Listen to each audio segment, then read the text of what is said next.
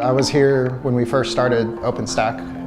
I was on the Cloud Files team. We were looking at open sourcing Cloud Files, and kind of parallel paths were going on at the same time, and then we found out about the OpenStack thing that was going on, and we joined forces with that, and so I helped create the original code dump that became OpenStack Swift, taking the Cloud Files, cleaning it up, add documentation, and kind of went from there.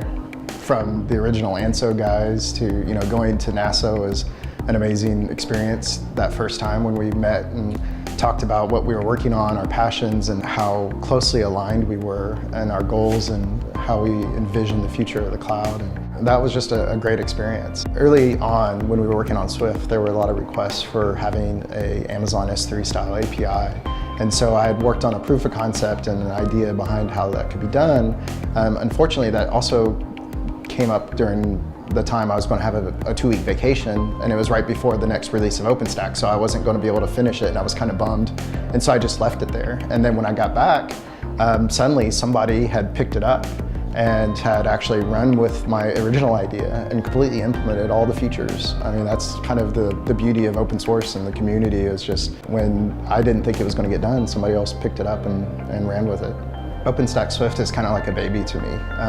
It's something that you're very proud of, that we worked very hard on, and I think is one of the coolest things I've ever had a chance to work on. And then when you add to that of working with a much broader community and other people are interested in it, and you look at all the organizations that are running it and all of the individuals that have benefited from it, and now that my kids can go play a game and the things that they create in that game I know are stored in an OpenStack Swift cluster somewhere, that is just something you just never realized that would ever happen. I mean, it's amazing to see the adoption that it's had.